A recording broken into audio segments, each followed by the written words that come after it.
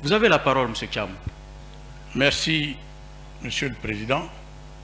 Je dois dire que je viens avec une certaine terreur après ce discours si énergique que vous venez de tenir, dont l'éloquence a été appréciée à travers les applaudissements que vous venez de recevoir, Monsieur le Président. Permettez qu'humblement, je vous en félicite. Monsieur le Président, distingués invités en vos qualités, fonctions et appartenances politiques et socio-économiques, tout protocole inclus et respecté. Honorables conseillers nationaux, ce lundi 29 juillet 2024 marque une étape charnière du processus constitutionnel que la Charte de la Transition a confié au Conseil national de la Transition. C'est aujourd'hui que le Conseil national de la Transition révèle le contenu de l'avant-proposition de constitution adoptée lors de la séance plénière à huis clos du jeudi 25 juillet 2024. Je dis bien que c'est une avant-proposition puisque le texte provient de l'initiative et des travaux de l'organe législatif de transition en vertu des articles 57 et suivants de la Charte de la Transition. Le principe fondamental auquel la rédaction a été soumise est celui du dialogue participatif et inclusif. C'est ainsi que, Monsieur le Président l'a rappelé tout à l'heure, que dès février 2022, le CNT a été subdivisé en 17 équipes pour sillonner le pays profond à l'effet de recueillir les opinions, les préoccupations, les exigences et les espoirs des populations dans les zones rurales, périurbaines et urbaines. Monsieur le Président vient de nous en livrer les détails. Notre détermination, sans complexe ni chauvinisme, est d'ériger une architecture constitutionnelle originale. Dans cette perspective, l'élément prépondérant du dialogue organisé par le CNT a été l'écoute, ouverte à toutes les organisations de citoyens. Son caractère profondément démocratique et participatif et innovant l'annonce comme non seulement remarquable, mais aussi exemplaire. Honorables conseillers nationaux, permettez-moi de rappeler que la préoccupation centrale et constante du CNT a été et demeure de savoir comment construire un système pacifique d'alternance politique et de transparence du pouvoir qui puisse gouverner démocratiquement. La refondation de l'État et la rectification institutionnelle entreprise n'ont donc pas consisté à occulter ou à méconnaître notre histoire constitutionnelle. Celle-ci, au contraire, montre au lecteur des précédentes constitutions que la Constitution en chantier a mis en relief des éléments de notre identité constitutionnelle définis par nos choix affirmés et réaffirmés principalement dans le préambule, mais aussi dans chacun des titres des 3 parties du texte constitutionnel. Nous avons retenu que la Constitution doit permettre à la souveraineté nationale d'être exercée de manière directe et indirecte.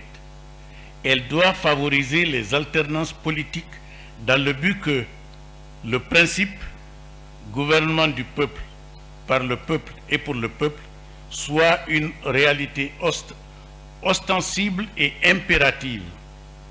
Le pouvoir du président de la République doit reposer essentiellement sur la force de la démocratie et de la séparation des pouvoirs et de la séparation équilibrée des pouvoirs.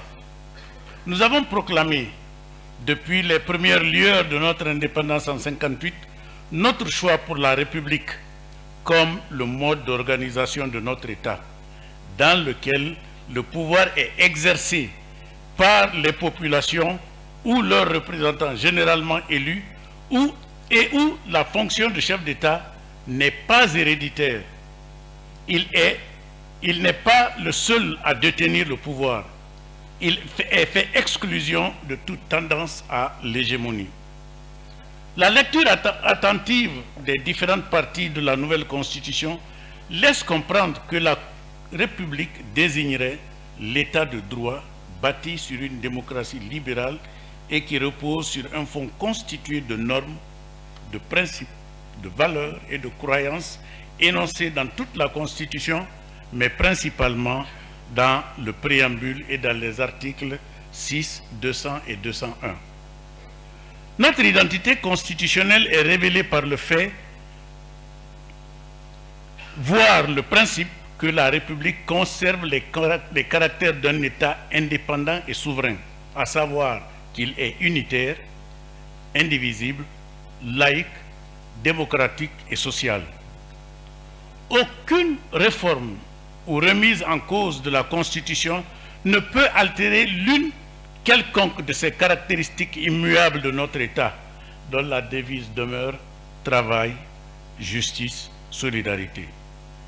Notre démarche rédactionnelle a minimisé la méthode fonctionnaliste pour lui adjoindre la méthode démocratique au nom du peuple par l'usage dans le préambule de la formule « Nous, peuple de Guinée ».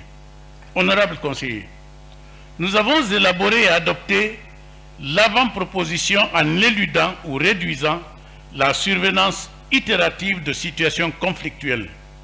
L'espace partisan pluraliste est renforcé par l'introduction, Monsieur le Président l'a dit tout à l'heure, de la candidature libre, indépendante, de la parité, par le replacement du citoyen au cœur du processus décisionnel au moyen de la pétition et par la voie d'action directe devant la Cour constitutionnelle.